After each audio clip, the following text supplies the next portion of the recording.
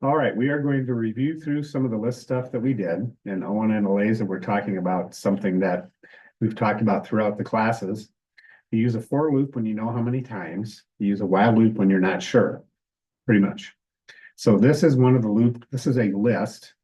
In this case, this is a list of strings.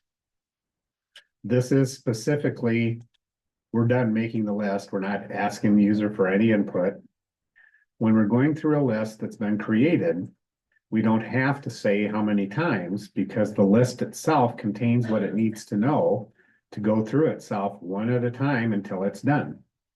So Python doesn't call it this, but I call it a for each loop because I think it's a good way to remember. So for each cheese, in cheeses, we're going to print the cheese. So that means the first time we print cheddar, second time we print Swiss, the third time we print feta. We're at the end of the list, kicks us out. So it's like automatically the right length. Doesn't work for everything, but it works for this one. So I'm going to run the program and then we'll look at the next part that's in there. So we've listed it out. I have numbers next to it, so I know which cheese that I wish to purchase. So I'm going to purchase cheddar. Oops, I typed in the wrong thing. I was going to purchase Swiss and I wanted cheddar. There, it brought out cheddar. It worked. But remember, when I was talking about lists before, this is actually index 0. This is index 1. This is index 2. Whoever writes computer programs was sitting there thinking, how can I confuse people that have never programmed before the most that I can? And that's to start things at 0. It's as good a reason as any. So if we want to select based on this text number, we have to subtract 1 from it. So if I typed in 1 for cheddar, we have to actually print cheeses 0, which would be the choice -1. So whenever you're dealing with, and we'll do this kind of stuff, you need to shift it over 1 to align it. It's called the off by 1 error. Or it's not an error, it's just called off by 1. Because all of our structures that we use like this will start at 0. And if we want to have a 1, 2, 3, 4, well, what menu have you ever seen where you type in 0 for a choice? I've never seen one. You always start at 1. All right, so that's one way we can access a list. We can say which one we want to retrieve. Now we have another one that does things. This one does it in 2 different ways, 3 different ways. So we've created a list from the beginning. It has several numbers. Doesn't matter what the numbers are. If we want to retrieve one number, we would do numbers with a little bracket operator and say 0. If we want the third element, the number 5, we would say 2. So when we are accessing our list like this, we're accessing it as a variable with a specific index. So depending on the number we put in here, we retrieve a different value. We don't have to have 5 separate variables. We have 1 variable, and then we say which position we want to retrieve.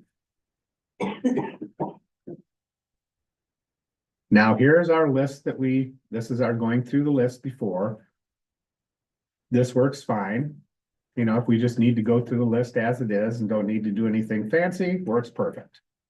But it automatically ends.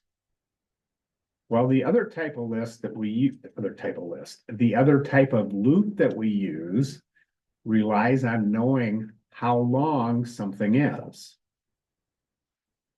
So len is a function that tells us how long is our list. Oh, look at that. So this list has how many members in it? 5. So if we do this, just a second, we'll print it out. If we print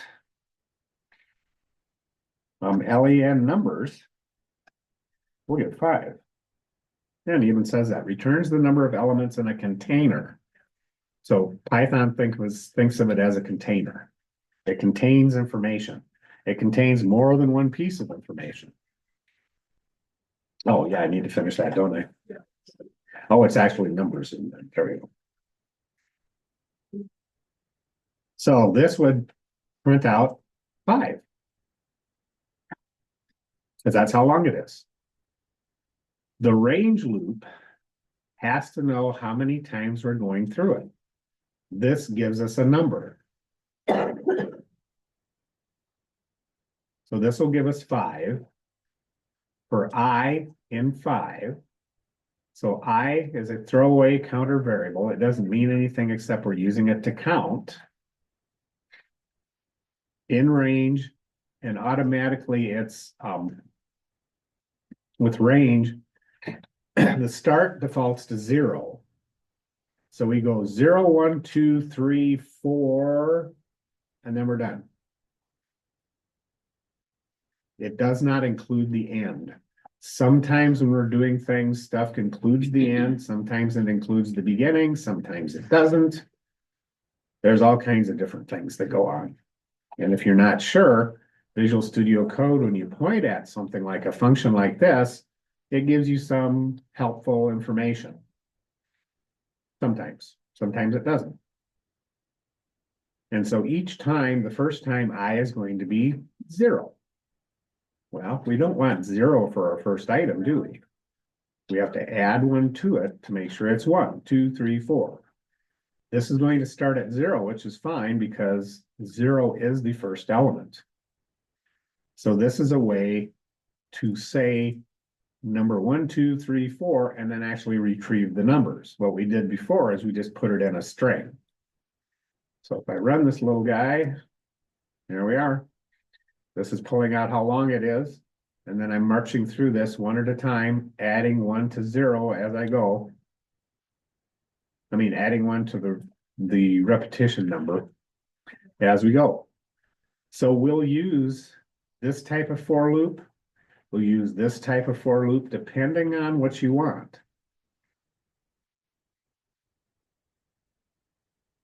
All right.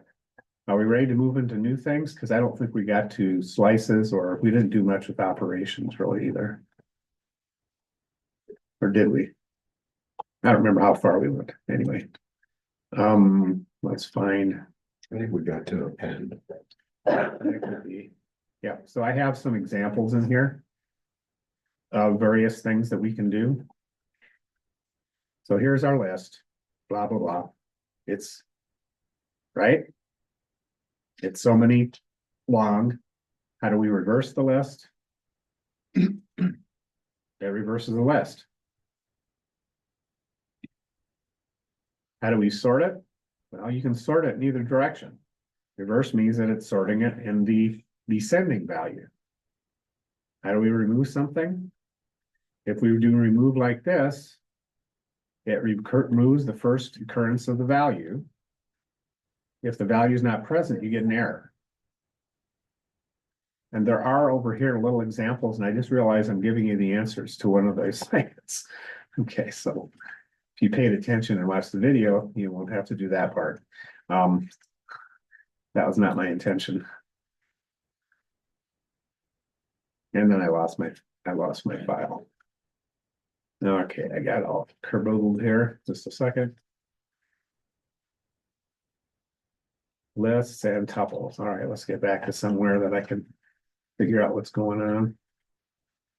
Oh, somehow I auto hid my ribbon.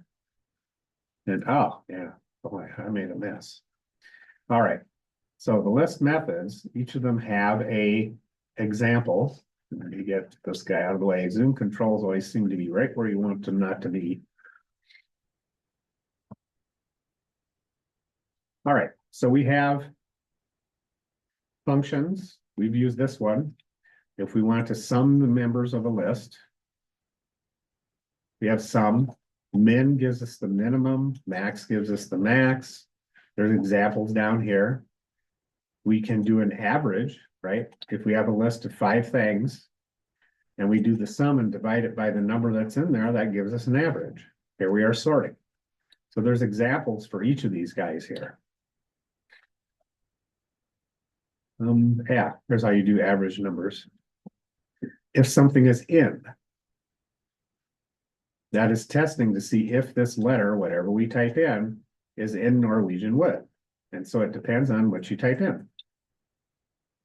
If you don't type in something that's in here, and space is included because the space is a character. It's what's called a non-printing character, but it's a character. If not in, yeah, well, when you do start doing knots, it's a kind of reverse logic, and I always find that a bit confusing. As much as possible, I always try to do the regular, positive logic. And then methods. Well, in effect, it's the same thing. We can just do different things. How do we add a number to the end of the list? How do we sort the list? How do we count how many times a character occurs in the list? Like in this list, how many times does A occur? Well, the answer will come back is 1. Sort, reverse, yep, this reverses the list. Index, which we're really not going to use probably much in this class, we can find the number. If we know the name, we can find the number of it. I just put it in here just to kind of be complete. And we just said that one. We can remove an element with a certain value. We can also delete one at an index. So if we want to delete the second character in the index, that's how we do it. And I don't know why I changed from double quotes to single quotes. That was not on purpose. There we go. That looks better.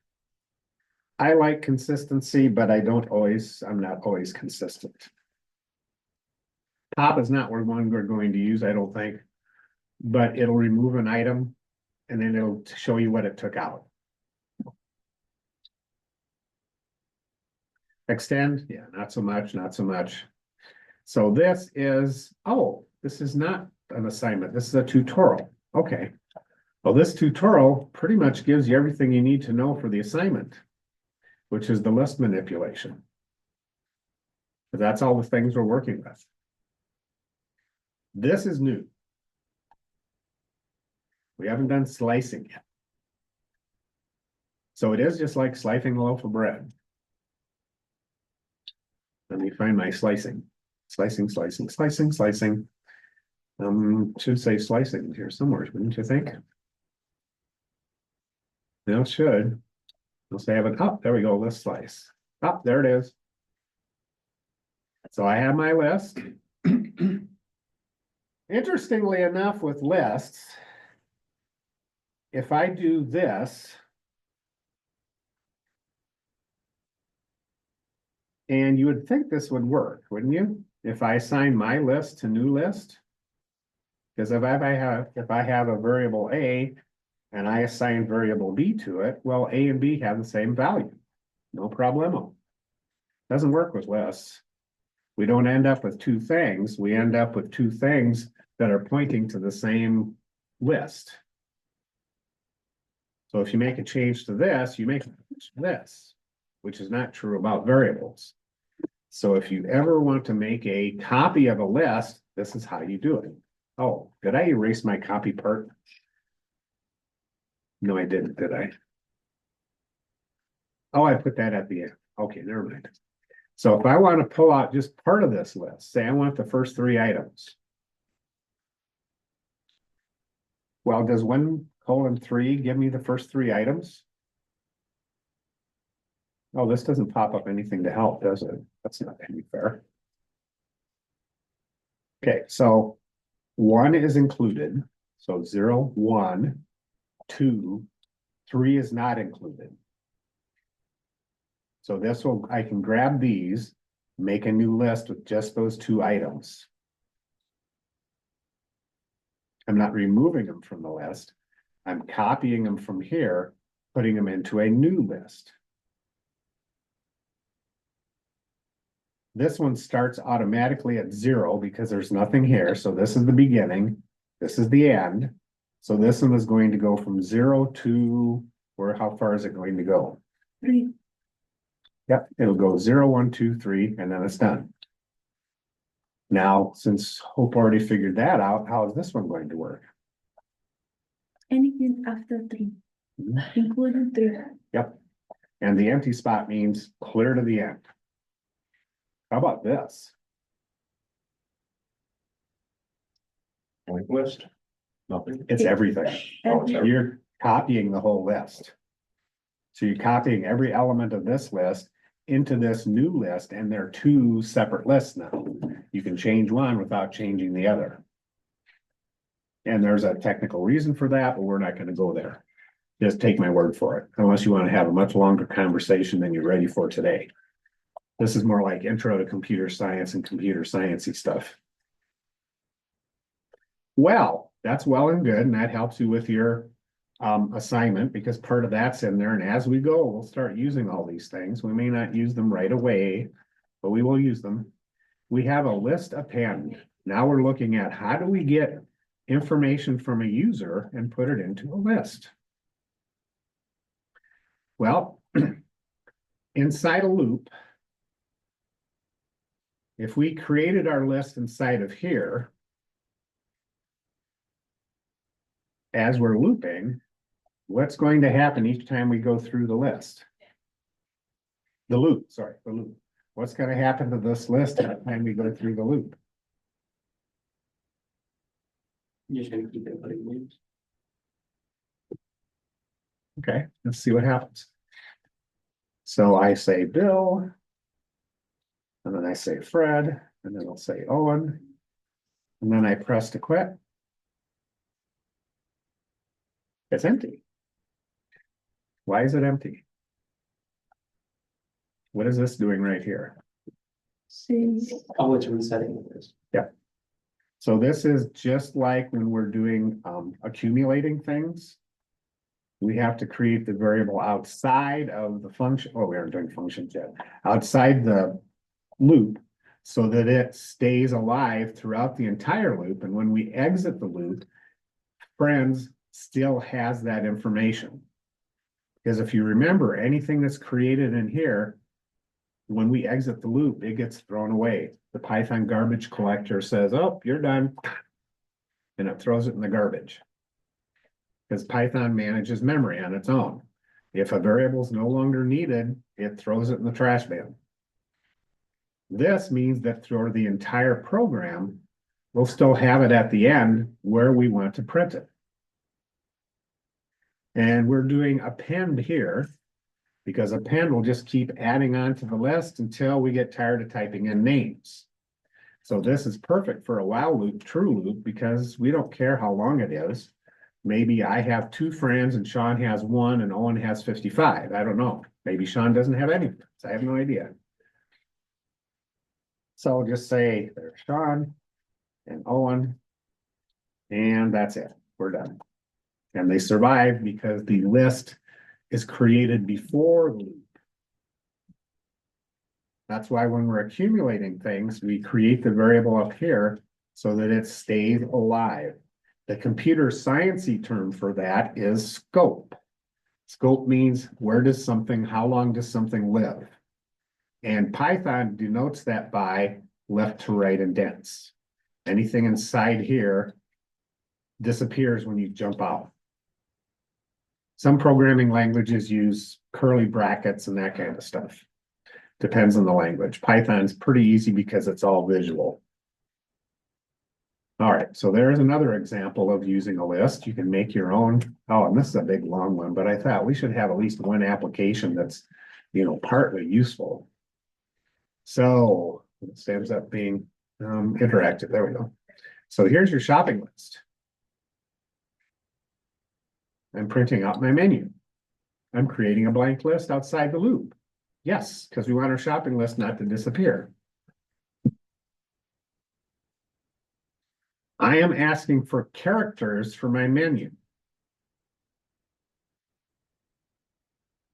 Dot lower is something we haven't done before. Dot lower means that if I type in upper or lowercase, I end up with lowercase. If I didn't do that, I would have to say if the menu choice equals A or the menu choice equals capital A, which is a bit silly. If I do this, then I don't care what the user enters in. It can be upper or lowercase. I still get a lowercase a. Now, one thing that is a little different here, I can't remember, I think we've done this once. This is another way to exit a loop. You set what's called a Boolean variable. Does anybody know what a Boolean variable is? Go ahead, Owen. What do you use? Yeah, the Boolean is true or false. It's invented by George Boole. It's part of like beginning math stuff. Either something is true or it's false. That's the beginning of all computer programming and logic. Either it is or it isn't. And this is literally a variable that'll store that. It is or it isn't. It's true or it's false. And so while running, you know, it just says while running. Well, that doesn't make sense. Actually, that's a shortcut for while running is compared to true. So while running is true, we keep going. But you will see loops like this where they just have while running because the true is inferred. Yeah, I know that's complicated. It's not that complicated, but this is easier to read. So as much as possible, I try to be, this is called explicit. That's actually one of the rules of Python coding is be explicit. We print out our little menu, we enter our choice, we go through our if statements, elif, elif, elif, elif, elif, elif. Shop list is a list. Remember all that function stuff we were doing earlier? Makes my menu look pretty simple because all the work's down here. Here's how I sort, all that stuff is down here in functions. So this is a combination of loops. It's a combination of if statements. It's a combination of lists. So this tutorial kind of combines everything we've done up to this point, which makes it a Lollapalooza, right? I should have called it that. Shopping list Lollapalooza. So how about that for an intuitive program? What would you type in to add an item? Things. Excuse me? Things. Okay, so I think I'll type in an 8. And my item is bananas. I think that's how you spell bananas. And I am, no, I think it only has one N, doesn't it? Okay, so I can remove that, right? Yeah. And then I say, oh, E is not a choice. I typed the wrong one. R is next to E. So which one do we want to remove? Well, notice I'm printing the index, adding one to it, so I know which one to delete. Otherwise, if you have the user have to type in the word bananas that he misspelled in the first place, what are the odds he's going to misspell it again and actually get rid of it? Not very good. But most people can type in a 1, and now it's gone. I don't have much of a list, but I can sort it, I can print it, I can exit. So we have a real program that is a real shopping list. Well, it's not that great a shopping list, but I mean, it's got a little bit of everything we've been working on it. And if I press enter, remember the enter puts in an empty string, meaning there's nothing there. And then we switch running defaults. And then the program goes down to here, comes back up here and says, oh, well, running is false, so I'm done. And then we go down here. You could also use break in here also. They both work the same way. That's your exit condition.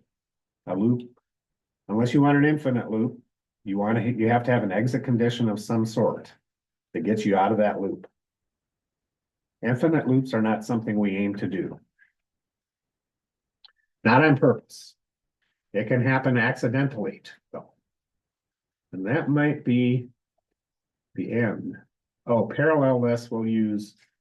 Yeah, we'll use parallel lists. Those are interesting. We won't use it quite yet, but a parallel list allows me to store information about James. Here's James. He's 24. He drives 215 miles an hour. So 0, 0, 0, right? So the same index can be used to retrieve information from each list. That's why they're called parallel. So we've kind of got a data table here. If you've done Excel before, you kind of recognize that that could be an Excel format if we had things lined up. So if I did index 012, Mr. Hampshire is 21 and he drives 22 miles an hour. So he's very, oh boy, this guy is Ada. You don't want to be anywhere around her. I don't know how I came up with this, but So if we access this index from the list, we access the same index from the list. We're pulling all the information for what's number 4, 0, 1, 2, 3, 4. Oh, Ada. We're pulling all the information for Ada. We're going to do a pizza shop or something later on where we have pizza with certain toppings and we'll have a parallel list of prices. So we can, without having to do a database, we can store information and retrieve it by using the same index. And if we loop through it, well, whatever 0, 0, 1, 1, 2, 2, 3, 3, 4, 4, we end up with everybody coming out. And there it is. I don't know why I said is 555 or why I put MPH. It could be that, oh, I put MPH in there when I was doing a class once just to show how you can make another parallel list. And I did not think about what I was adding in there, right? Okay. So you can see that's different in the tutorial, but I will change them sometimes and forget that I've changed them. But you get the idea. Now, the most important thing we're doing today, and this applies to our semester project and anything you write from now on, is it's nice to have random events. How fun is a game if it happens the same way every time? So, could you use this with your adventure game? You darn betcha. So we have a random module, and we've used randint before for our guessing game or something. But we have choice. So here's my list. Here's the things that could happen to me. My store could burn down. I won the state lottery. While making it random, first I print through all the events. Then I say, here's my number. And then I can pick it out of the menu because this is going to line up with the number 0, 1, 2, 3, 4. This is going to print out 1, 2, 3, 4, 5. So I can pull information out of this list. But notice how I put stuff in the list. I moved it down to the next line. This still has the same commas. It's still the same list that we did before. But if I did it all in one row, it would stretch out to be very long. So when you have longer items in your list, it's not uncommon to do it like this. So that each one's on its separate line, but I still have commas. You don't have a comma at the end. So this format is the same as if I'd done this. Right? It's the same format. I don't put a comma at the end. I put a comma between everything else. And I could do this one the same way if I wanted, but that, seems a bit silly. If you just have a couple numbers, why wouldn't you just put them right next to each other? But if it's really long, well, this program would stretch out over to Sean. So we're printing through everything in the list. We're giving the user a number to type to pick an event. So if I type in a 1, my menu choice is 1, but I actually want to pull out 0. So notice this time we subtracted 1 because we have that off by 1 thing. Now we have a random event. So choice pulls a random item from the list. So now when Sean redoes his text adventure game for his niece, she's going to have no clue what happens. Because you could have how many random events could you have in one list? Oh yeah, you could have all kinds of things that happen. So here we are, it's saying, oh, there's my list. 1, 2, 3, 4, 5. We'll say my store burned down. And I won the state lottery. So yeah, I can rebuild my store or I can retire to Florida. Whatever I want. I have that cash bonus coming in. Yeah, if something happens the same way every time, how boring is that? Let's put some randomization into life. Well, there already is randomization in life. That would be funny. Excuse me? That would be funny. That's a good idea. Yep. No,